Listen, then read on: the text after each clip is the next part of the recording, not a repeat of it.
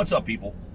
So, I've been getting asked this question quite frequently, and I apologize for procrastinating and not just putting it out in a video. I've answered individuals.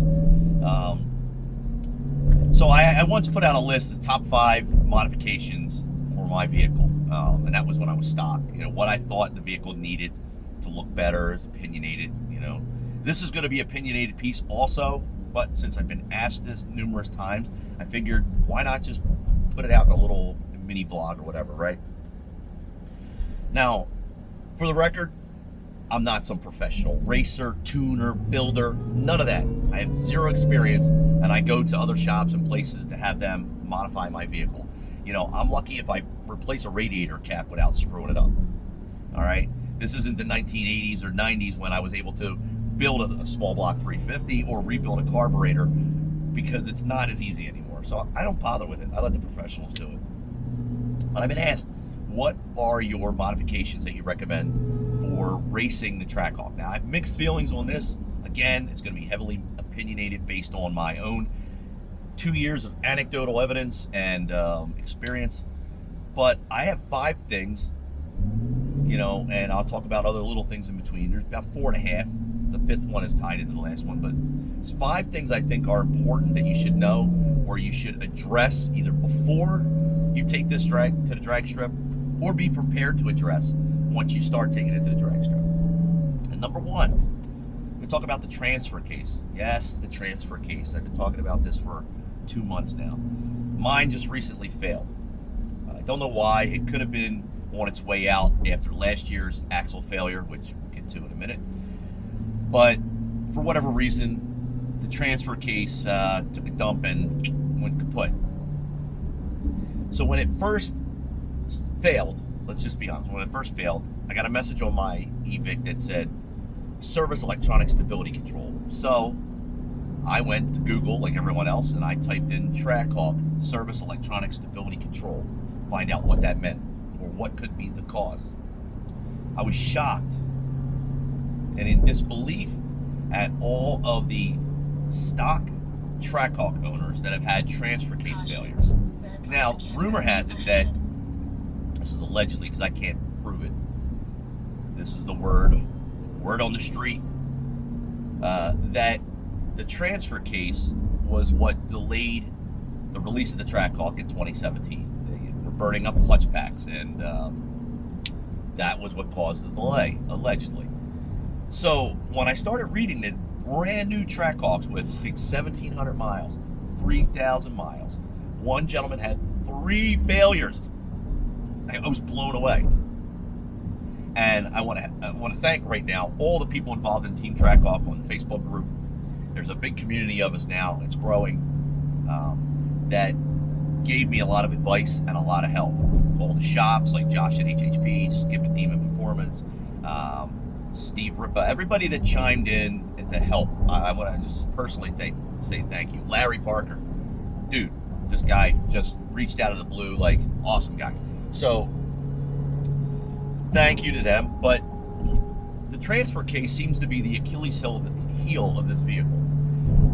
Too many people that are stock have failures, and it is an issue. It can be an issue if you're modified, obviously, and you're racing. A lot of people that are modified will say, well, I haven't had this happen, and I'm into 9 seconds. And I know a bunch of people. Tommy TNT, 9 seconds. I believe he's never had an issue. And that's great. And I don't want to see anybody have an issue, especially these guys who are out there, you know, knocking on records doors that we all look to see them do it. Sammy, aka Zyman, all these guys that had vehicles that are, you know, out there that we always watch, you know, like my buddy Dino, for example. Everybody knows Dino, 8 seconds with his Jeep SRT back in the day. It's a badass vehicle. I get to see it. And there are a lot of people that I also know that have had failures. Jay, aka SRT Ninja, Trackhawk Billy, you know, myself, have had the transfer case just completely take a shit on us, and it sucks. But it's something that you just need to know. You need to know if you have the money and you want to upgrade it or be prepared to upgrade it. And go to the track, go balls to the wall, and if it fails, it fails. But if it does, and you don't want to replace it with an OEM one, maybe you're not under warranty anymore, contact Skip at Demon Performance and get yourself a Paramount transfer case. Paramount Performance makes a beefed up Trackhawk transfer case, okay? So 1 second, traffic is a little messed up right now for whatever reason. It'll cost you $26.50 shipped freight. It cost me $500 to have it installed. It takes 1 day to install, just a couple hours. And then it costs $135 to go to the dealership locally to me to have them flash the relearn process. And if you're going to do that, make sure you pull your TCM tune out of the vehicle before you go. That's all you need to do. But that's what it's going to cost you. It's going to cost you a little over $3,000 to get this done. If you want a beefed up transfer case with a stronger clutch pack, that's what you're going to get, okay? That's the number one concern, modifications or what can fail. Number two are the rear axles. The rear axles are weak. Again, there are people who've broken them. There are people who haven't broken them yet. I got 4 passes in with my vehicle before I snapped one. I don't know how many passes Trackhawk Billy got in or Jay. They also snapped axles. So if you snap an axle, or if you're planning on going to the drag strip and you're worried about it, pick up a pair of used OEM backups. Find them if you can find them online fairly cheap, just in case, because you don't want to be down for X amount of weeks with parts on order, parts on back order, and then find yourself in a situation like I did where I wanted to upgrade those axles, and then it took almost a month to get them because they were so backed up. So plan ahead. And if you do plan ahead, and which ones do I recommend? I recommend the G-Force Performance Outlaws. They also make the Renegade. Okay, Renegades are fine too. The difference between the Renegade and the Outlaws, to me, is just price. I don't know. The one says it's stronger than the other because of the way it's treated, but make your own decision. One's $19.99 for the Outlaws. The other one's, I think, $14.99 for the Renegades. I just went with the Outlaws for peace of mind, and they've been in ever since. So those are the first 2 major components that are expensive, that could fail from going to the drag strip, or something that you should be mindful of. Okay. Now moving on to number 3, something very small and simple, but it's something I think everybody should do. I'm going to show you this in a second. I got to reach into the glove box and pull it out. There we go. I pulled a muscle. Number 3, the OEM radiator cap. Okay? This is garbage. I'll say it again. OEM radiator cap on a Trackhawk. This is garbage. Garbage. Right on the cap, you can't see it because it's in the little rusty area or corroded area, especially in the sunlight. You're not going to be able to see it. It says 21 PSI on it. Really? No, it doesn't hold 21 PSI. Once you get modified, and everybody on the Trackhawk page knows this already, as soon as you go wide open throttle or you launch this vehicle, especially at the drag strip, she will squirt coolant all over your engine bay like an excited porn star. And I mean, it's nasty. The first time it happened, my very first pass, I launched the car and I saw liquid and smoke blow up on the right-hand side on the passenger side. Now, I don't care who you are, but when you see something like that at the drag strip and you're not used to it, you'll automatically think you broke something. That's what I did. I was like, oh crap, what just broke? Luckily, it was just the little pressure release valve on top giving way because it can't hold the pressure, and released coolant all over my engine. So here in the corner of your screen, the Moroso 63320. This one says 19 to 21 PSI it'll hold.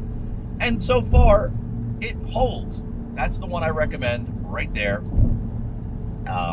Everybody online also recommended it. So I have not had any more squirting problems.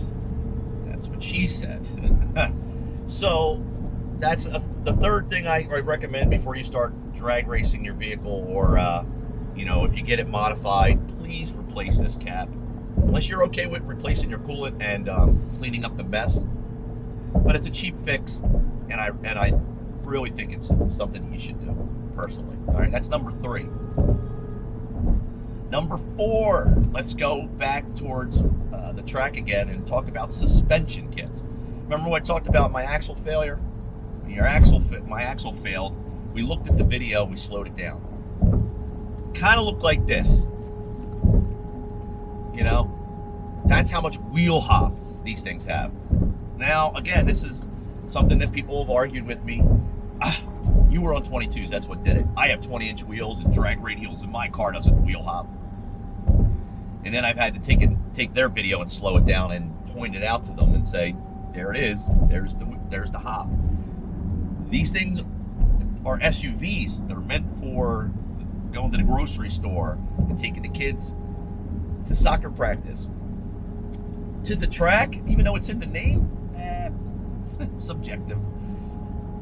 But they're heavy. They're 5,500 pounds. I weighed in at 5,460 race day, and they hop, they wiggle, they move, whatever you want to say. The ass end gets loose, it bounces. Okay, there's a bounce, there's play.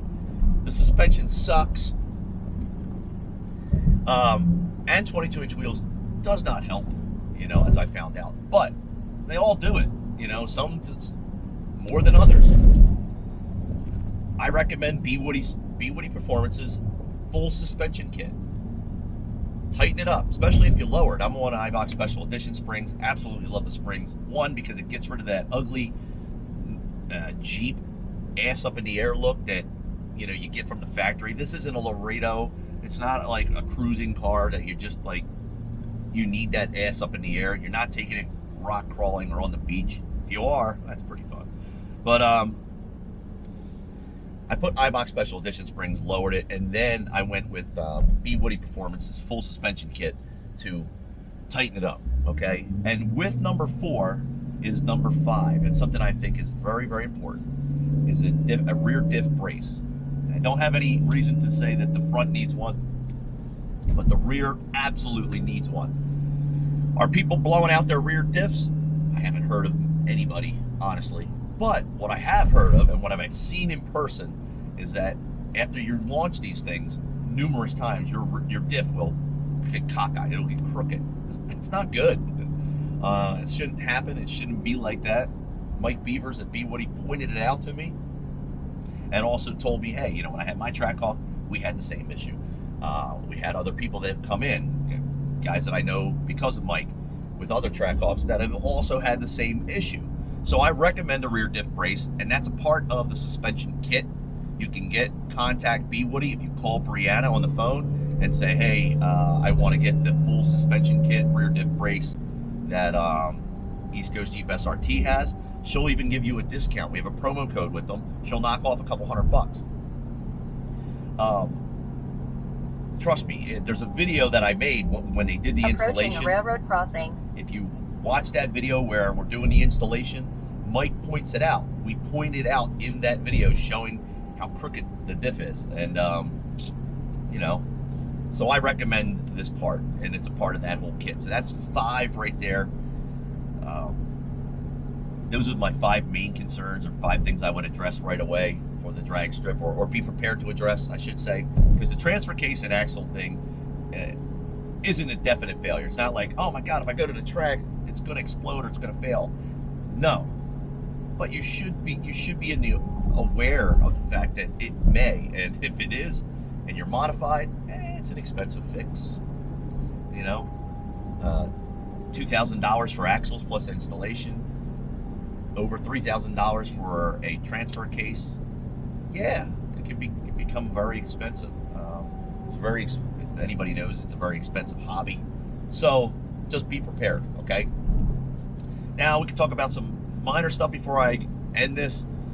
Tires, I think, are very important. I've seen people run on Mickey Thompsons with welds, which absolutely look beautiful. This guy I knew with a Rhino Trackhawk had one of the best setups I ever saw. He had welds on the back, and then he sold those welds when he got rid of his Trackhawk to another buddy of ours, and look absolutely beautiful.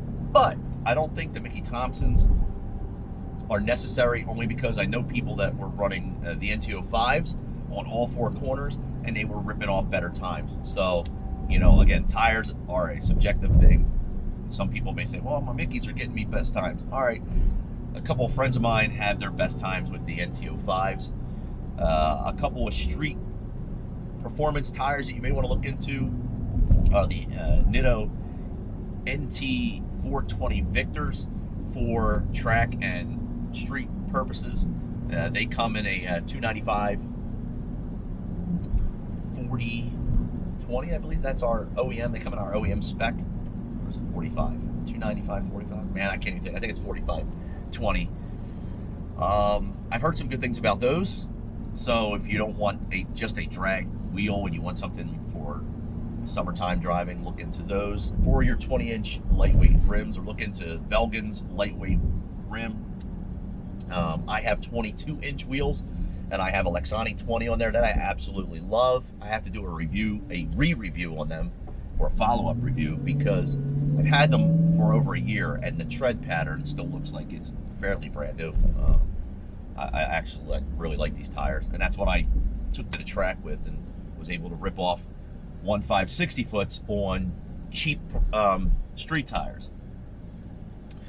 That pretty much comes to the conclusion. To address your tire situation before you go, and if you have any other questions, like I said, I'm not an expert.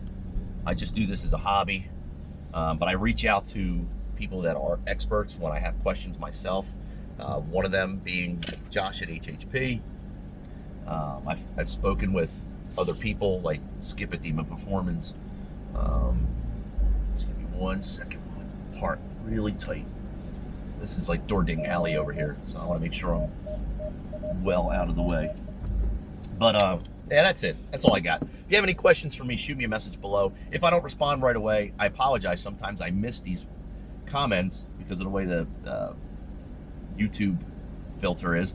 So do me a favor, if you really need something answered or you have a question, go right over to Instagram, direct message me at East Coast Jeep SRT. I see that, and I can respond directly to those questions. Anyway, that's all I got. Do me a favor before you go. Hit that like button, hit the little bell notification next to it. Down here in the corner, click subscribe. Last but not least, you guys and girls all be safe. That's all I got. I'm out.